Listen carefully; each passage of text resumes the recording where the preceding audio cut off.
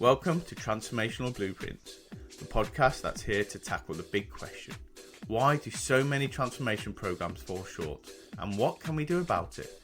I'm Mario Michaels, founder and director of Synaxia Group, and I'm thrilled to have you join me.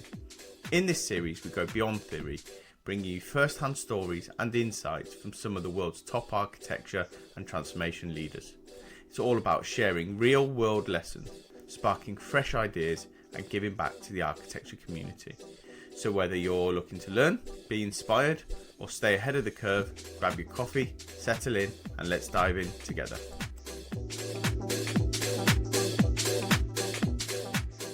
Hi everyone, today we're going to be talking to Ruby Kaur about EA skills of the future. Ruby is an award-winning leader, experienced senior enterprise architect and strategy manager, providing thought leadership, strategic and pragmatic thinking in digital transformation, strategy and IT architecture.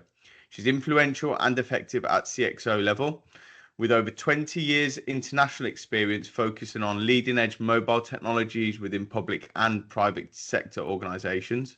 She's well versed in IT strategy, architecture, delivery and stakeholder management, with an excellent proven track record for successful delivery within both central government and the private sector. An outstanding leader and team player who operates with passion and flair, meeting challenges head on in order to produce sustainable results. Ruby, welcome to the podcast. Thank you so much, Mario. Great to be here. Thank you. So we always start with a bit of background about yourself, who you are, and then I'll give you sort of a really high level there, but how did you get to where you are now? Super. So if I take you back to my school, okay, Yeah. I studied for my sins. I did maths, physics and chemistry A levels. Okay. Didn't do amazingly well in them, but I did them Okay. anyway. So I did Yeah. STEM subjects basically. Always interested in technology and science. Went away to college and did university, did a physics degree. And whilst in my second year, I picked up computer science. So I did a joint combined degree there. The one thing I also did in my third year was to go away on an industrial placement, which if I would 100% recommend if your degree allows you to do what they termed as a sandwich degree. Honestly, go out, learn about industry. I was really grateful I ended up in a place in Oxfordshire at the Rutherford Labs, learning about laser science. Wow. About laser. So it was always about future tech, future stuff. Really excited about all of that. And I applied. Once I'd got my degree, I decided to do a master's degree in lasers still. And then thought about doing a PhD, and then a little bit of me said, well, you're going to be stuck in academia if you do a PhD. So I fell back on computer science and decided I'd apply for jobs. Computers were the future, technology was moving at pace. I got myself my first graduate job at BT down in Ipswich, which is where the old BT labs used to be. And so I entered as what was known as a systems integrator, working on, this is how it often happens for people new in the industry. You end up being a tiny little cog in a massive, great big enterprise program, and you're responsible for just doing a bit of testing there. So I got excited about that. A couple of years there, and then I started to think, how can I influence? I'm testing this little cog in this massive, great big enterprise system. How can I start to influence the design? So then I moved into what's known as solution design. Did that for a few years, worked on some really high profile early days internet-y type projects. And then I became, from that was a natural step to become an architect. And I've mainly moved around the mobile telecom space. Worked on, would you believe, the very first programs that looked at photo messagings, like us sending a photograph by mobile phone. I remember being in a room with, the time it was Sharp. These guys had come from Japan to talk about it. Me being a cynic at the time thought, this will never catch on. No one's going to send pictures on their phone. We're just going to use our phones for talking. And you know, history proves me wrong. Ever since that time, I've had my eyes wide open to know anything is possible. What a great lesson.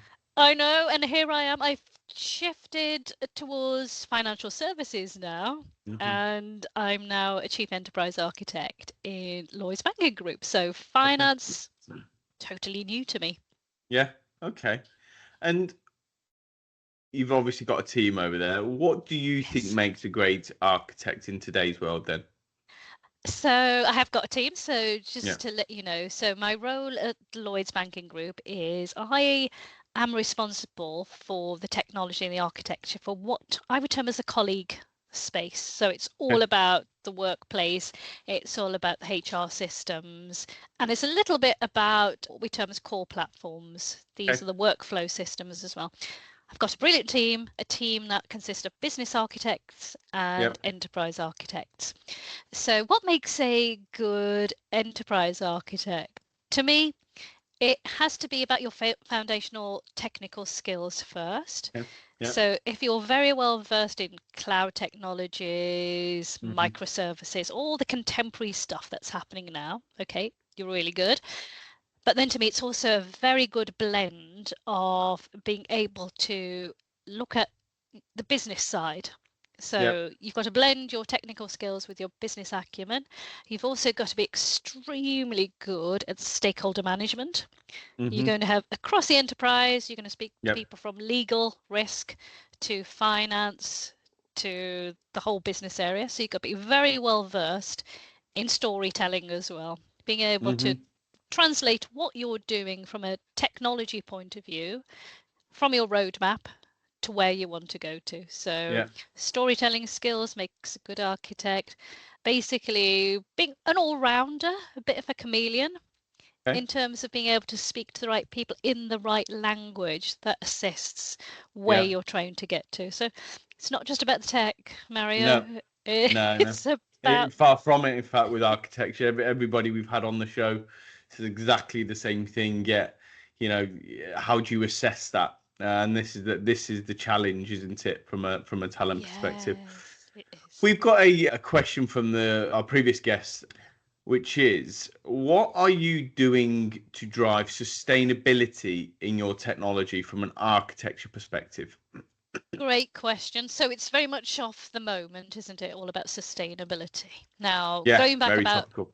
absolutely going back about 10 years ago, architects used to work in one area, the Hmm. sustainability agenda was in another. Now, very pleased to know that I'll describe from the Lloyd's point of view here. Yep. So obviously, like any other organization, we've got board metrics that talk about Yep. sustainability to be Yep. net neutral by 2030, I believe it is. Hmm. Yep. And then those get broken down. So specifically what we do in architecture Hmm. is I've mentioned how the key artifacts that we produce are the Yep. roadmaps, taking you from Hmm. where we are to where we want to go to. So sustainability is a key component in that architecture that we build. We have special sections built into our artifacts. We start to say, so are you going to data centers which are net zero in terms of renewable Yep. energy that they're using? So you have to Yes. answer those questions about where you're landing your technology. And then you also break it down to looking at your server estate.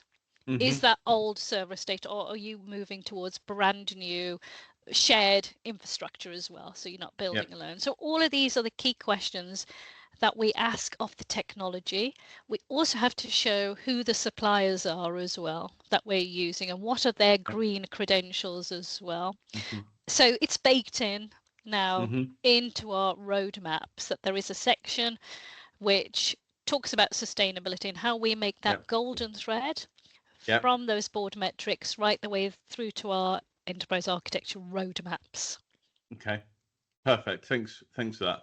One of the reasons I wanted to get you onto the podcast, Ruby, was you're a massive advocate for specifically gender diversity within architecture and specifically enterprise architecture. You've spoken at events. You recently spoke at Sofa Summits, Women in EA. I Mhm. suppose, it's a massive challenge for every architecture practice and every organization, mainly because the throughput's not there yet. All the initiatives that are going on in education, we're probably going to see that sort of unfold over the next sort of decade or so. But I suppose a good place to start is understanding what initially motivated you to pursue a career in architecture. So I think if we can Mhm. untap that, we might be able to encourage other people to do it at a younger age. Yeah, but it's interesting. I'll probably change my answer now, just when Yeah. I think about it. I think one of the key reasons that I decided to go towards STEM subjects and also go towards technology more so was I was a bit of a rebel.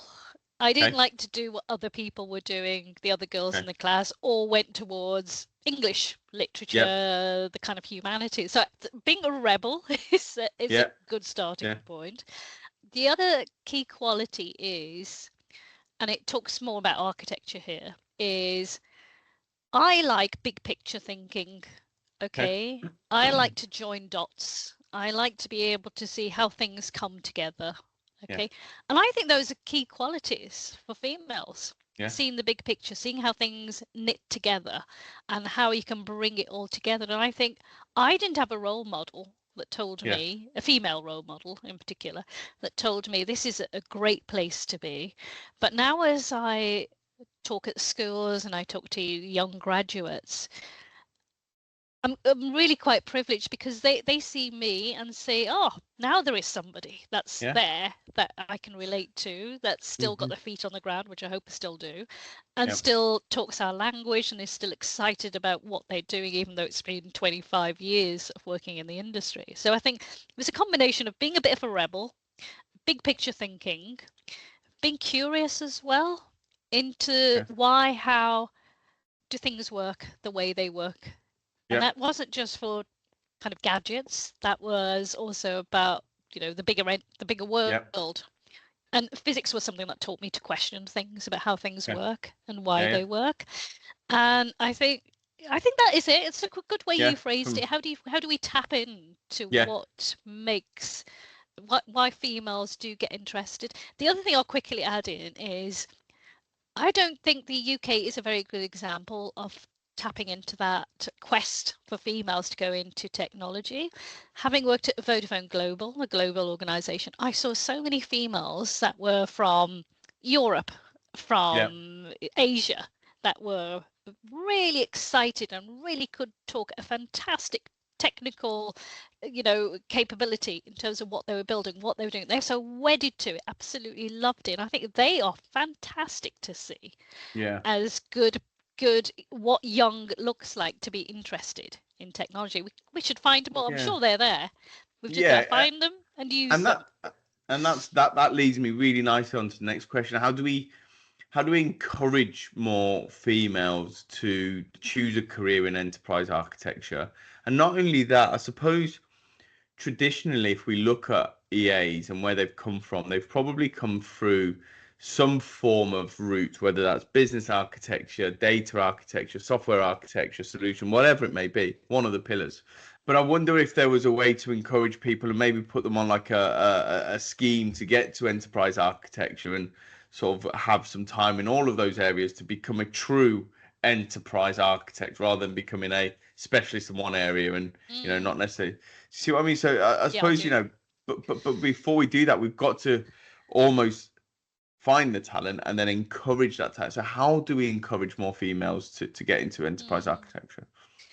It's a combination, just tagging on from where we left off, is finding those young role models who are at the Hmm. foothills of going through, Yeah. because they will relate more to someone who's only about like 4 or 5 years older than Yeah. themselves rather than I. Okay. So it's finding those people, putting them on a pedestal, letting them talk to the younger Yeah. workforce to Yeah. show them.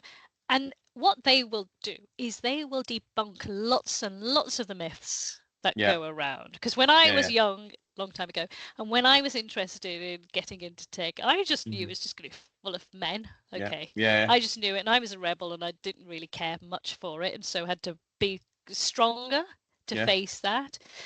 In today's workforce, I think that the ability to move around, see other places, it's there, it's okay, but often people don't want to go into a Yeah. technology or enterprise area.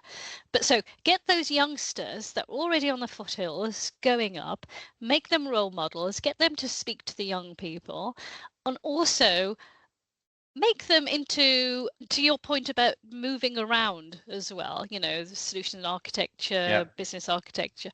I think that's absolutely important. It's also not just heading towards those particular skill sets. I think we should have more transferable skills Yeah. that come in from, and I remember giving a talk about why why can't people in technology bring people from the humanities across? Yeah. And that became so important when we think about where we're going with AI and the fact that we need people with human skills Yeah. as well Yeah. to And understand ethics. and totally and ethics. Yeah. And so therefore I think we're going to get more of a blend of Yeah. skill sets now going into technology and EA. And EA is all about big picture thinking. Yeah. It's about influencing. Nobody sells EA on those skill sets. And No. I think that's what we're here to do. And your guests will start to open up and say it's a lot more than just 100%. And then also businesses have got a lot to answer for. And I suppose, you know, not necessarily Lloyd's, because that's where you're working at the moment, but yeah. what, you know, as a female architect coming through the ranks, what would make you more likely to recommend a company to other female architects in Yeah. your network? What can, you know, as I say, not necessarily Lloyd's, but No.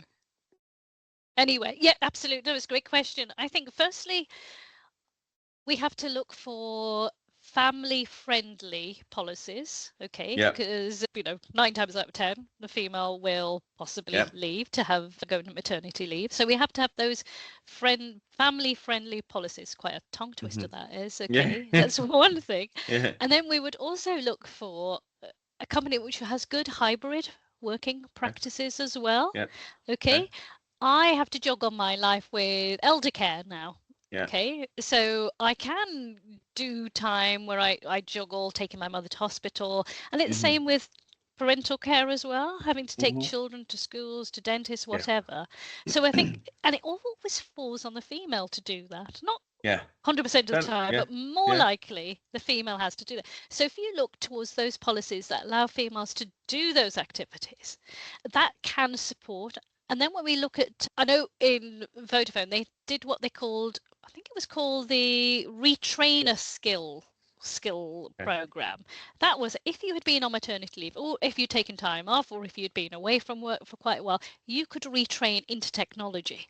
And Yeah, that was going to be totally different from what you'd done previously. So there were these access programs that were nice. allowing you to come into technology. And I think that is great. That will Yeah, attract females to say, well, okay, I work in whatever area of the business. I can start to look back and think about my options. yeah, Having had children, I can now start to think, what kind of direction do I want to go in now? hmm And I think apart from everything I've talked about, of course you need sponsorship. yep, Okay, that's a key one. Sponsorship over and above mentorship as yeah, well.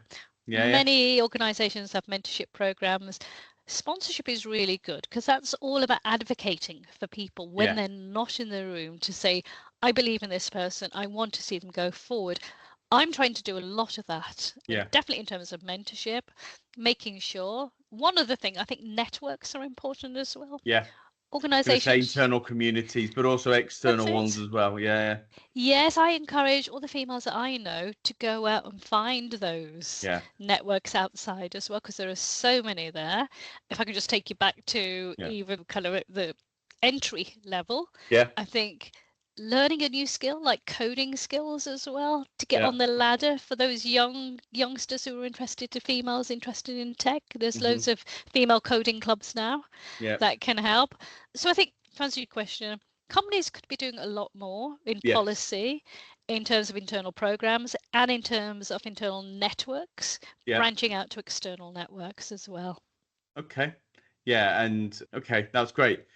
And we're going to move on to sort of your area of specialism, which is sort of colleague tech, as you put it. How can, and there'll be a lot of architects out there listening to this who focus on that and specialize in that. How can technology be designed to allow colleagues to seamlessly be on the go while still fostering that collaboration and productivity? Because that's one of the things with hybrid working and remote working that, you know, if we look now 5 years on, businesses like Mm, Nike and Goldman and all these bigger businesses are blaming culture deficit for bringing people into the office 5 days a week. Whether that's an excuse or not, it's kind of irrelevant, but I suppose how mm. technology plays a big part in that collaboration and productivity, doesn't it? So how can that be designed to support that? Yeah, great question. I think there are definitely suppliers out there Yeah. that are moving into this space. Okay, there are some incumbents, some big players like the Microsofts, etc. Then you've got your more fleet of foot kind of apps that are spinning up that can allow people to collaborate, to communicate better, to work together on code as well. So it's not just about the usuals that we have. And I think companies, therefore, should always remember it's no good just landing the tech and saying it all figures. You've got the ability to put your headsets on, talk to, Mario, John in LA, and etc. and all of that. And also you've got the collaboration kind of like the online stuff where you've got the Yammers, the other social media, internal social media tools to stay in touch. So tools can be there, okay, get the tooling right, but don't give the workforce too many tools as well. Okay, especially if they don't interoperate with each other, that becomes a problem. And the other problem that people will see is that they can see the tools, they have access to the tools, but for much of the workforce, it's that dexterity to use the tools easily. So you have to have, I won't call it training, but it comes close to training. Okay, don't assume everyone can start using these tools to be able to do what they do, because if you don't give that capability, and I'll mention what I mean, in places that I've worked, I've seen advocates of the technology, people who understand, colleagues who understand how it works, and they become, well, we've termed them in Vodafone as digital ninjas. So it was their job to go out, educate other people in a very friendly, there's no problem. It's my job as in the margins to go off and help other teams to do that. So you've got great collaboration happening. So the tooling is there. It doesn't land easily. So you need help to understand it. But then the other thing is that I suffer from that. This is on the social media tools that we start to say we can collaborate with, they become so noisy. There's too much information flowing in that people start to then reject and say, well, I'll just hit the X button, I'll close down all of the noise there. And yet we're being told to post information about this, get people interested, so they can find it. But if it's too noisy and you can't find it, it's like early days of Facebook, just too noisy. That's what happens. So you've got to strike the right balance for colleagues then to like the tools. And then as we start to move on with building your own tools to allow businesses to move faster with a better agility, like the low code and no code, you get democratization of code happening and technology. And organizations can be a bit wary of that and a bit risk averse because it's always like open season. There's going to be more and more. So architects, our job is to put those guardrails in place to ensure what can happen, what can't. And guardrails is a good terminology because it says we recommend that you should do it this way without being the department that likes to say no to everything. And ultimately it's about creating that collaboration so people build relationships with one another to then feel like feel empowered, but also feel like there's more to just work than transactional. I'm coming in to do a job and I go, there's that purpose for coming into work or logging on to work kind of thing. And I think that's where technology can play a big part, because certainly post COVID in the boom from a hiring perspective, we saw it firsthand where people weren't emotionally connected to the roles, and they some candidates would just say, oh, I'll get to do exactly the same role in a completely different business and get paid more money for it. Yeah, why not? And that, but it became transactional because there weren't those coffee kitchen talks. How was your weekend? It's not the same on Teams, but there wasn't those, or walking out, going and grabbing some lunch with someone, having a laugh with someone and building that connection. Where does EA sit in this in terms of contributing to building a modern workplace that aligns to, the employees and the business goals at the same time? Because more often than not, there's a bit of a conflict there, isn't there?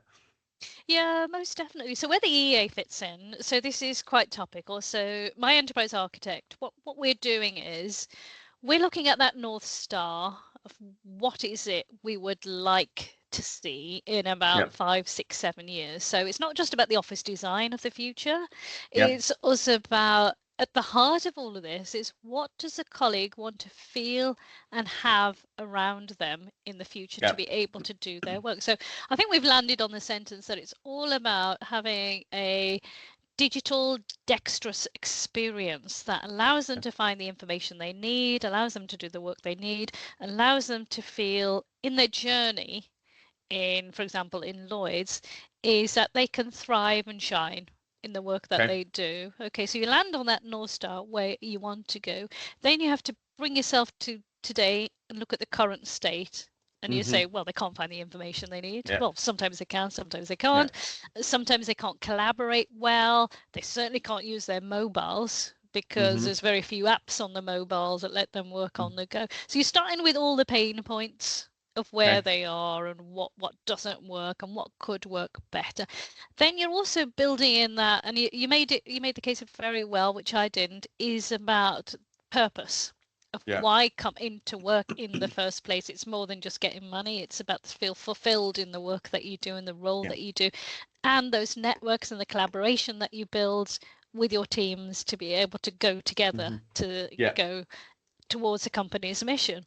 So having the tooling that allows, that connects, and as enterprise architects, when we bring in different suppliers that have a low code, no code platform for the engineering, if it's a workflow engine that allows a product to be orchestrated in the right way, we're always looking for interoperability and APIs that allow this all to connect together. So our job, going right back to the beginning, is big picture thinking, making sure it all connects together.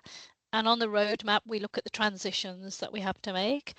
And as we work, as any other organization does, in a very agile methodology, it's all about building MVPs and testing and learning.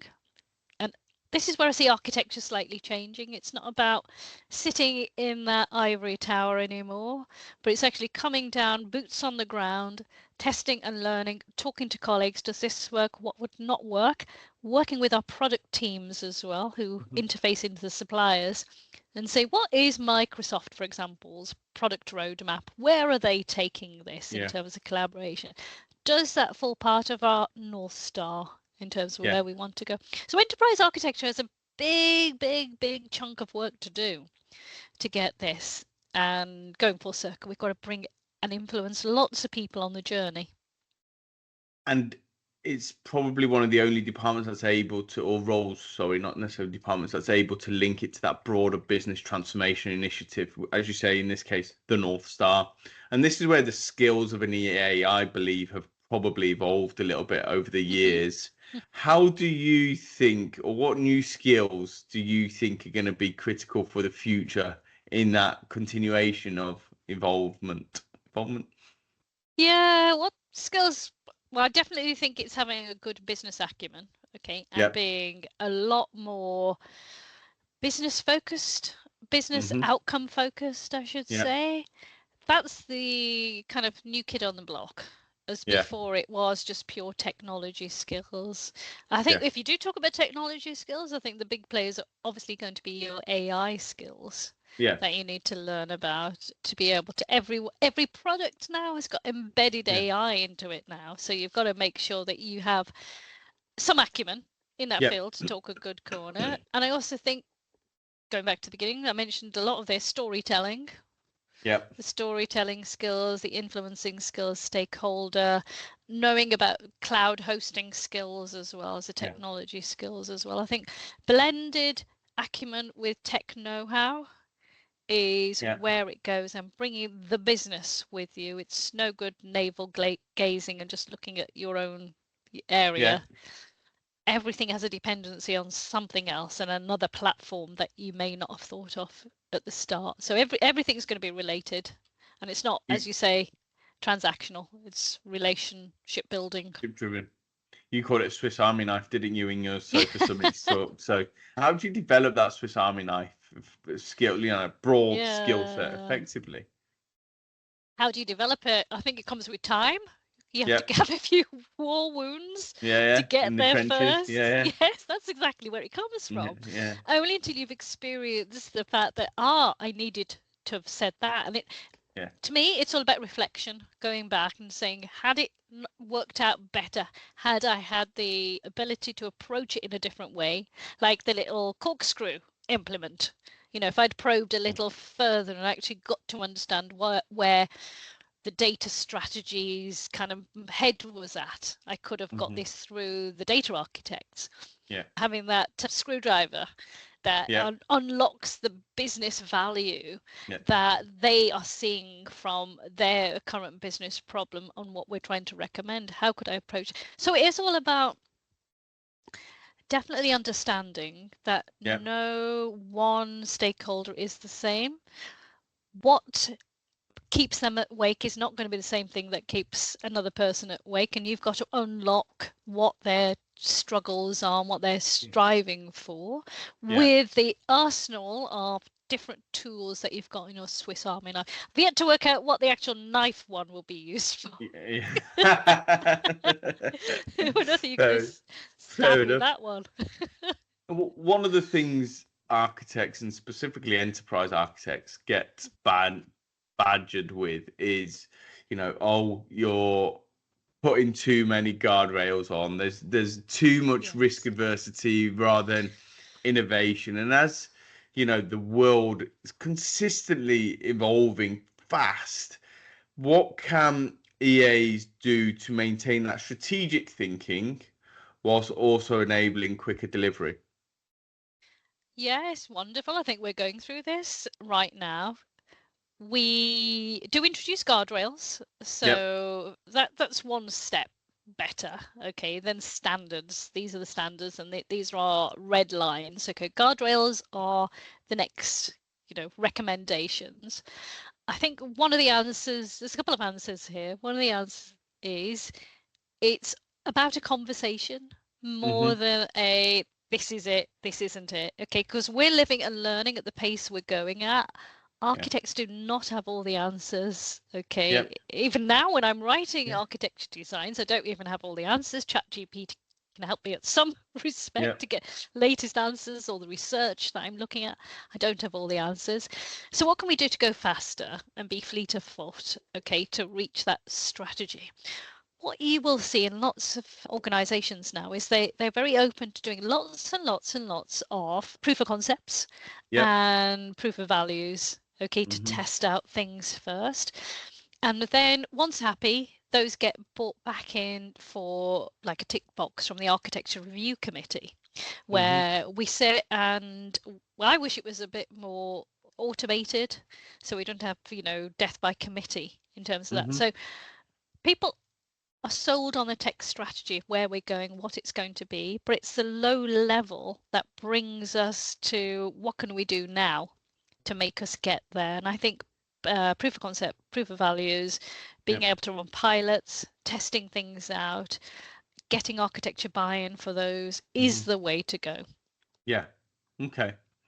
And then there's the other debate around how much value can EA actually bring. These are the people that believe EA sit in their ivory towers and draw pretty diagrams and don't actually deliver anything. So, if someone's an aspiring enterprise architect, what can they be doing to make their work from the outset more actionable and valuable to the business, whereby they can look back and go, as a result of my work, this is the ROI you received, or this is what we achieved, and this is what the business has achieved as a result of that? Because I think in this world now, everybody's looking for that, whether it's board for their sign off, whether it's private equity that have invested in an organization and they need to see that ROI straight away, whatever it may be. What can EAs really do other than put diagrams together, as people sort of say they do? Very well put. I think firstly, there's no getting away from everyone loves a diagram, okay? And needs a diagram that they can stare down at. And architects are the best people for those those architecture diagrams. I think what it relates to is having that golden thread. Okay, these are your business goals. How are you, Ruby Kaur, down here doing your diagrams, how Yeah. does that all relate to what's going on, and how are you Yeah. making sure in the middle there is a delivery path of what you've laid down in a tablet of stone? Okay, so great question, and it's happening right now, the answer to that. So companies are introducing change frameworks, okay, Yeah. to orchestrate and using tooling to say, and written down, and I hope I don't advertise too much. So Jira Align and Jira Product Set, they are the ability to show where the work is getting done. Okay, your designs, your code, whatever it is, it's all going to be stored in those particular kind of suites of technology. So where we have from what were our business objectives down to known as epics, what are those big epics? That's how we break down the work now. So my strategy is linking itself to the epic. My roadmap is linking itself to a feature story that happens. My team is now known as a lab, which is now having dependencies on, we have a platform model within Lloyds, and so every platform is being linked to an architecture, of what they're doing. So now we've got this wonderful lineage of and linkage right from the very top to where my strategy and my roadmap starts to fit in to the bigger picture. And it all comes from a change framework that says, have you broken down the work? Have you actually got work items? Have you now got actionable things that actually say, linking back to what as I work in CTO, what they said is the strategy. So for the first time that's happening. And that also motivates people right from the very the start is gone to say, I'm working on something that's going to have an impact, and it's traceable and it's auditable, that I was part of it as well. So I think we're getting there, Mario. Okay. You're getting there. Brilliant. Okay, so we're going to move on to our quick fire questions. Any advice you wish you received earlier on in your career? There's a couple of things. One was, don't assume that your career is laid in stone from your first job you land in.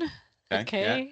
That was one of them. The other one is, don't listen to advice from everyone unless you really see that this person is a visionary person. Okay, that's an interesting one. Right, okay. Yeah, so mine were don'ts rather than did. Fine. Okay, cool. I like that.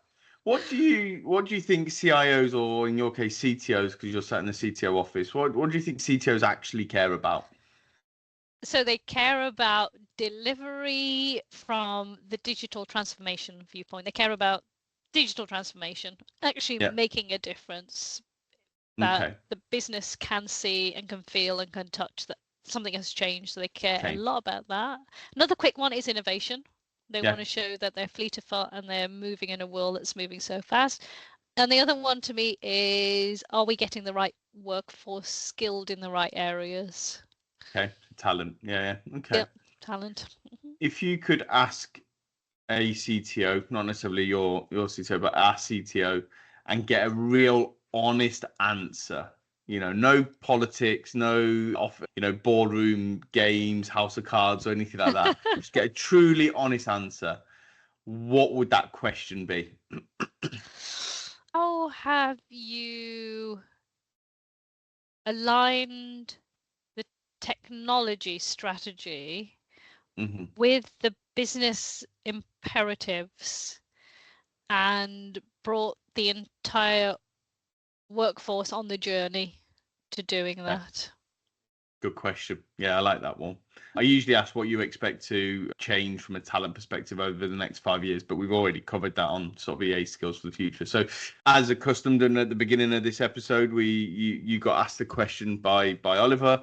What's your question for the next guest? We talked about this, Mario. Okay, right. Okay, I'll answer it. Don't worry. So your question is, how do you, as an architect leader, stay relevant and effective in the face of disruption and transformational change? I will ask that to the next person. Sadly, Ruby, we've run out of time. Thank you so much for an excellent podcast. Some really good nuggets there of information for people to take away. It was really good to talk about in detail EA skills of the future, which is a really topical piece at the moment. So once again, thanks for your time and thanks for joining us. Thank you very much, Mario.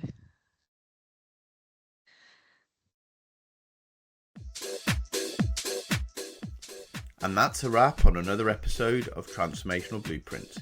Thank you so much for tuning in. I hope you found plenty of insights and takeaways to fuel your journey. If you enjoyed the episode, I'd be incredibly grateful if you could share it, leave a review, or give us a like. It helps us reach more people in the industry who can benefit from these conversations. Don't forget to follow Synaxia Group on LinkedIn to stay updated on new episodes. The links are in the show notes. Join us next time for more tips, strategies, and stories from some of the brightest minds in technology and transformation. Until then, take care and keep transforming.